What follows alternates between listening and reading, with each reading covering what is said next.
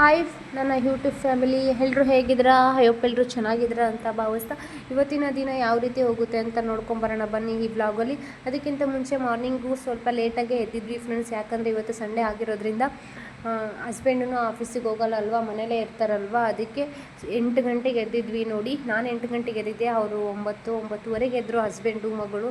ಅಷ್ಟರೊಳಗಡೆ ಕೆಲಸ ಎಲ್ಲ ಮುಗಿಸ್ಕೊಂಬಿಡೋಣ ಅಂತ ನಾನು ಇಲ್ಲಿ ಸಿಂಕಲ್ಲಿ ಪಾತ್ರೆ ಹಂಗೆ ಬಿಟ್ಟಿದ್ದೆ ಫ್ರೆಂಡ್ಸ್. ನಿನ್ನೆ ನೈಟು ಮಾರ್ನಿಂಗ್ ತೊಳೆದ್ರೆ ಆಯಿತು ಅಂತ ಇವಾಗ ನಾನು ಪಾತ್ರೆನ ತೊಳಿತಾ ಇದ್ದೀನಿ ನೋಡಿ.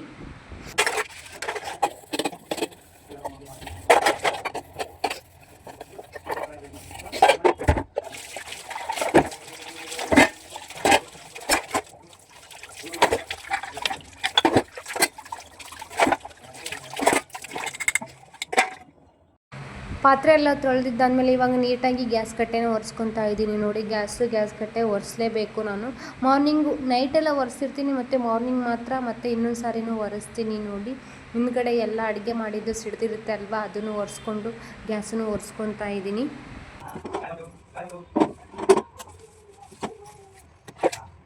ಫೈನಲ್ ಆಗಿ ಗ್ಯಾಸ್ ಎಲ್ಲ ಒರೆಸ್ಬಿಟ್ಟು ಪಾತ್ರೆ ಎಲ್ಲ ತೊಳೆದು ಮತ್ತು ಸಿಂಕ್ ಎಲ್ಲ ಕ್ಲೀನ್ ಮಾಡಿ ಇಟ್ಟಿದ್ದೀನಿ.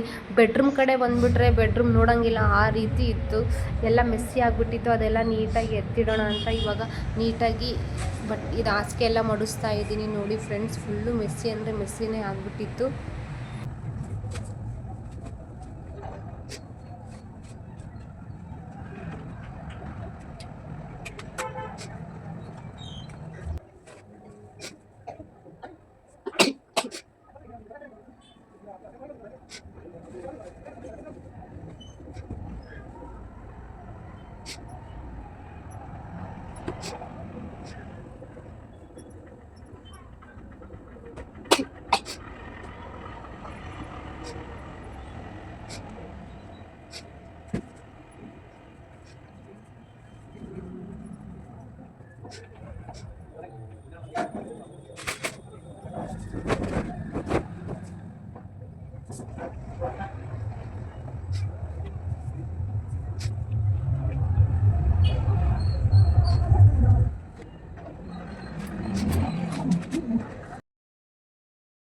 ಫೈನಲ್ ಆಗಿ ಹಾಸಿಗೆ ಎಲ್ಲ ಮಡಿಸ್ಬಿಟ್ಟು ಮತ್ತೆ ನೆನ್ನೆ ಬಟ್ಟೆ ವಾಶ್ ಮಾಡಿದ್ದು ಹಂಗೆ ಇತ್ತು ಫ್ರೆಂಡ್ಸ್, ಅದನ್ನು ಮಡಿಸಿರಲಿಲ್ಲ.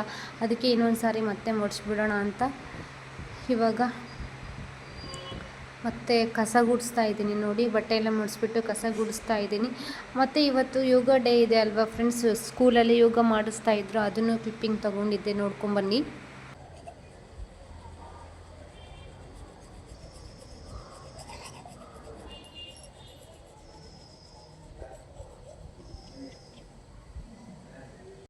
ನೀವು ಕಣ್ಣನ್ನ ಅಲ್ಲಿ ಹೊಳಾಡಿಸ್ಬಾರ್ದು, ಒಂದೇ ಕಡೆ ದೃಷ್ಟಿ ಕೊಟ್ಟು ನೋಡ್ಬೇಕು, ಅಂದ್ರೆ ಅಷ್ಟೇ ನಿಲ್ಲಕ್ ಸಾಧ್ಯ. ಒಂದೇ ಒಂದು ಪಾಯಿಂಟ್ ನಲ್ಲಿ ನೀವು ನಿಮ್ಮ ದೃಷ್ಟಿಯನ್ನ ಕೇಂದ್ರೀಕರಣ ಮಾಡಬೇಕು ವೃಕ್ಷಾಸನದಲ್ಲಿ. ನೋಡಿದ್ರಲ್ವ ಯೋಗ ಯಾವ ರೀತಿ ಮಾಡಿಸ್ತಾ ಇದ್ದಾರೆ ಸ್ಕೂಲಲ್ಲಿ ಅಂತ. ಇವಾಗ ನಾನು ಟಿಫನ್ಗೆ ಇಲ್ಲಿ ಒಗ್ಗರಣೆ ಮಾಡ್ತಾ ಇದ್ದೀನಿ ನೋಡಿ ಫ್ರೆಂಡ್ಸ್.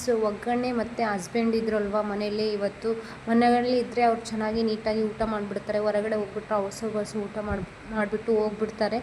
ಅದಕ್ಕೆ ಇವತ್ತು ಈರುಳ್ಳಿ ಬಜ್ಜಿ ಮತ್ತು ಒಗ್ಗರಣೆ ಮಾಡು ಅಂತ ಹೇಳಿದರು. ಅದಕ್ಕೆ ಅವ್ರಿಗೋಸ್ಕರ ನಾನು ಈರುಳ್ಳಿ ಬಜ್ಜಿ ಮಾಡ್ತಾಯಿದ್ದೀನಿ. ಇಲ್ಲಿ ಒಗ್ಗರಣೆ ಮಾಡೋದಕ್ಕೆ ನಾನು ಈರುಳ್ಳಿ, ಟೊಮೊಟೊ, ಮೆಣಸಿನ್ಕಾಯಿ ಎಲ್ಲ ಹೆಚ್ಚಿ ಇಟ್ಕೊಂಡಿದ್ದೀನಿ. ಅದಾದ ನಂತರ ಇಲ್ಲಿ ನಾನು ಬಜ್ಜಿ ಮಾಡೋದಕ್ಕೆ ಕಡಲೆಬೇಳೆ ಹಿಟ್ಟು ತೊಗೊಂಡಿದ್ದೀನಿ. ಕಡಲೆಬೇಳೆ ಹಿಟ್ಟು ಸ್ವಲ್ಪನೇ ಇಬ್ಬರಿಗೆ ಆಗಷ್ಟು ಮಾಡ್ತಾಯಿದ್ದೀನಿ ಫ್ರೆಂಡ್ಸ್. ಈರುಳ್ಳಿ ಒಂದೇ ತೊಗೊಂಡಿರೋದು. ಕಡಲೆಬೇಳೆ ಹಿಟ್ಟು ತೊಗೊಂಡು ಅದಕ್ಕೆ ಕರಿಬೇವು, ಮೆಣಸಿನ್ಕಾಯಿ ಇದು ಉದ್ದುದ್ದಕ್ಕೆ ಹೆಚ್ಚಿರೋ ಈರುಳ್ಳಿನ ಹಾಕ್ಕೊಂಡು ಕೈಯಿಂದ ಮಿಕ್ಸ್ ಮಾಡ್ಕೊತೀನಿ ಫ್ರೆಂಡ್ಸ್. ಫಸ್ಟು ಕೈಯಿಂದ ಮಿಕ್ಸ್ ಮಾಡ್ಕೋಬೇಕು. ಈ ಥರ ಮಿಕ್ಸ್ ಮಾಡಿಕೊಂಡು ಸ್ವಲ್ಪ ಹೊತ್ತು ಬಿಟ್ಟು ಆಮೇಲೆ ನೀರು ಎಷ್ಟು ಬೇಕಷ್ಟು ನೀರು ಹಾಕ್ಕೊಂಡು ಕಲಿಸ್ಕೊಂಡು ಮಾಡಿದರೆ ಏನು ಸಖತ್ತಾಗಿರುತ್ತೆ ಗೊತ್ತಾ. ನಾನು ಈ ರೆಸಿಪಿ ನಮ್ಮ ಮನೇಲಿ ಎಲ್ರಿಗೂ ಇಷ್ಟ ಆಗುತ್ತೆ, ಯಾಕಂದರೆ ನಾನು ಸಖತ್ತಾಗಿ ಮಾಡ್ತೀನಿ. ನನಗೆ ಖುಷಿನೇ ಇದೆ ಅದು ಹೇಳ್ಕೊಳ್ಳೋದಕ್ಕೆ, ಯಾಕಂದರೆ ಎಲ್ಲರೂ ನಾನು ಯಾರ್ಯಾರಿಗೆ ಮಾಡಿಕೊಟ್ಟಿದ್ದೀನಿ ಅವರೆಲ್ಲರೂ ಚೆನ್ನಾಗಿದೆ ಅಂತಲೇ ಹೇಳಿದ್ದಾರೆ. ಇವಾಗ ರುಚಿಗೆ ತಕ್ಕಷ್ಟು ಉಪ್ಪು ಹಾಕ್ಕೊಂಡು ಇವಾಗ ಸೋಡಾ ಪುಡಿ ಹಾಕ್ಕೊತಾ ಇದ್ದೀನಿ ನೋಡಿ. ಇದಕ್ಕೆ ಹೆಂಗೆ ಗೊತ್ತಾ ಫ್ರೆಂಡ್ಸ್, ಸ್ವಲ್ಪ ನೀರು ಹಾಕ್ಕೊಂಡು ಕಲಿಸ್ಕೋಬೇಕು. ಜಾಸ್ತಿ ಹಾಕ್ಕೊಂಡ್ಬಿಟ್ರೆ ಮತ್ತೆ ಇದಾಗ್ಬಿಡುತ್ತೆ, ನೀರಾಗ್ಬಿಡುತ್ತೆ. ಮತ್ತು ನಾನು ಮತ್ತು ನಾನಿಲ್ಲಿ ಸ್ವಲ್ಪನೇ ನೀರು ಹಾಕ್ಕೊಂಡು ಕಲಿಸ್ಕೊತಾ ಇದ್ದೀನಿ ಫ್ರೆಂಡ್ಸ್. ಸ್ವಲ್ಪನೇ ಹಾಕ್ಕೋಬೇಕು, ಜಾಸ್ತಿ ಏನಾದರೂ ಹಾಕ್ಕೊಂಬಿಟ್ರೆ ಅದೇನಾಗ್ಬಿಡುತ್ತೆ ಅಂದರೆ ವಡೆ ಇದು ಮೆತ್ತಗಾಗೋ ಸಾಧ್ಯತೆ ಇರುತ್ತೆ. ಕ್ರಿಸ್ಪಿಯಾಗಿ ಬರಬೇಕಂದ್ರೆ ಸ್ವಲ್ಪನೇ ಹಾಕ್ಕೋಬೇಕಾಗುತ್ತೆ ನೋಡಿ. ಸ್ವಲ್ಪನೇ ನೀರು ಹಾಕ್ಕೊಂಡು ಕಲಿಸ್ಕೊಂಡು ಸ್ವಲ್ಪ ಹೊತ್ತು ಬಿಟ್ಟ ಮೇಲೆ ವಡೆ ಹಾಕಬೇಕು ಫ್ರೆಂಡ್ಸ್. ಸಖತ್ತಾಗಿರುತ್ತೆ. ನಾನು ಸ್ವಲ್ಪನೇ ಹಾಕಿದ್ದೀನಿ ನೋಡಿ ಹಿಟ್ಟು. ಈ ರೀತಿ ಮಾಡಬೇಕು. ಕ್ರಿಸ್ಪಿಯಾಗಿ ಬಂದಿಲ್ಲ ಅಂದರೆ ನೋಡಿ ಒಂದು ಸಾರಿ ಟ್ರೈ ಮಾಡಿ ಈ ಥರ ನೋಡಿ. ಫೈನಲಾಗಿ ಎಲ್ಲ ಕಲಸಿ ಇಟ್ಕೊಂಡಿದ್ದೆ. ಅದಾದಮೇಲೆ ಇಲ್ಲಿ ಎಣ್ಣೆನೂ ಕಾದಿತ್ತು.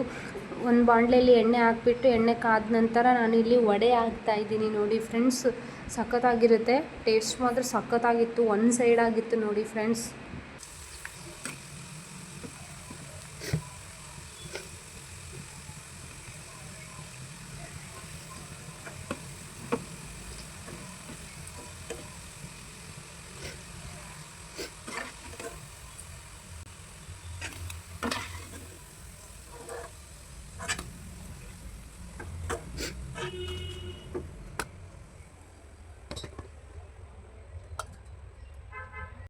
ಈ ಕಡೆ ನೋಡಿ ಹಾಗೆ ವಡೆನೂ ಸೈಡಿಗೆ ಹಾಕ್ತಾಯಿತ್ತು. ಈ ಕಡೆ ಮಂಡಳೂ ನೆನೆಸ್ಬಿಟ್ಟು ಒಗ್ಗರಣೆ ಕಲಸಿದ್ರೆ ಆಯಿತು ಅಂತ ಇಲ್ಲಿ ಮಂಡಾಳು ಕಲಿಸೋದಕ್ಕೆ ನಾನು ಒಂದು ಬೌಲಲ್ಲಿ ನೀರು ಹಾಕಿ ಅದ್ರ ಜೊತೆಗೆ ಮಂಡಾಳು ಹಾಕ್ತಾಯಿದ್ದೀನಿ. ಮಂಡಾಳು ನಾವು ಆ್ಯಕ್ಚುಲಿ ಒಂದು ಚೀಲ ತೊಗೊಂಬರ್ತೀವಲ್ವ, ಅವತ್ತಿನ ದಿನವೇ ನಾನೆಲ್ಲ ಕ್ಲೀನ್ ಮಾಡಿ ಇಟ್ಕೊಂಡ್ಬಿಡ್ತೀನಿ. ನನಗೆ ಯಾವಾಗ ಬೇಕೋ ಅವಾಗ ಮಾಡ್ಕೊಳ್ಳೋದಕ್ಕೆ ಈಸಿ ಆಗುತ್ತೆ. ಈ ಕಡೆ ಹುಳಿನೂ ಚೆನ್ನಾಗಿ ಕುದೀತಾ ಇತ್ತು.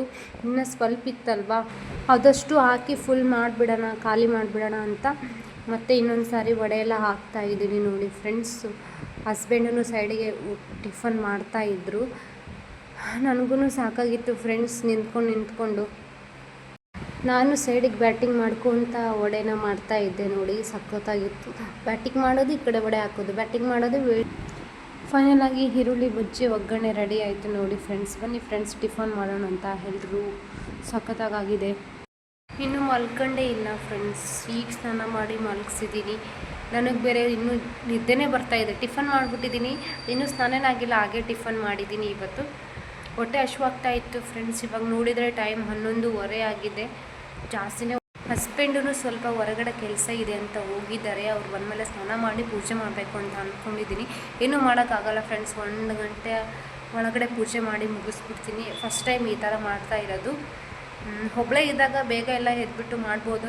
ಮತ್ತು ನೈಟೆಲ್ಲ ಕೆಲವೊಂದು ಸಾರಿ ಇವಳು ಹಠ ಮಾಡಿ ಎದ್ದಿರ್ತಾರಲ್ವ, ನನಗೂ ನಿದ್ದೆ ಆಗಿರಲ್ಲ ನೀಟಾಗಿ. ಸ್ವಲ್ಪ ಮಾರ್ನಿಂಗ್ ಎದ್ದೇಳೋದು ಲೇಟಾಗಿರುತ್ತೆ. ಅದಕ್ಕೆ ಇವಾಗ ಲೇಟಾಗಿದೆ ಪೂಜೆ ಮಾಡೋದು. ನೋಡುವ ಮುಂದೆ ಏನಾಗುತ್ತೆ ಅಂತ ನೋಡುವ. ಆದರೆ ವಿಡಿಯೋ ಕಂಟಿನ್ಯೂ ಮಾಡ್ತೀನಿ, ಇಲ್ಲಾಂದರೆ ಇಲ್ಲ. ಇನ್ನೂ ಯಾರು ಸಬ್ಸ್ಕ್ರೈಬ್ ಆಗದೆ ನೋಡ್ತಾ ಇದ್ದಾರೆ, ಪ್ಲೀಸ್ ಸಬ್ಸ್ಕ್ರೈಬ್ ಆಗಿ ಫ್ರೆಂಡ್ಸ್ ಪ್ಲೀಸ್. ನೋಡಿ ಫೈನಲ್ ಆಗಿ ಸ್ನಾನ ಆಯಿತು, ಹಾಗೆ ಪೂಜೆನೂ ಆಯಿತು. ಬಟ್ಟೆ ಒಗೆದ್ಬಿಟ್ಟು ತೊಗೊಂಬಂದಿದ್ರು.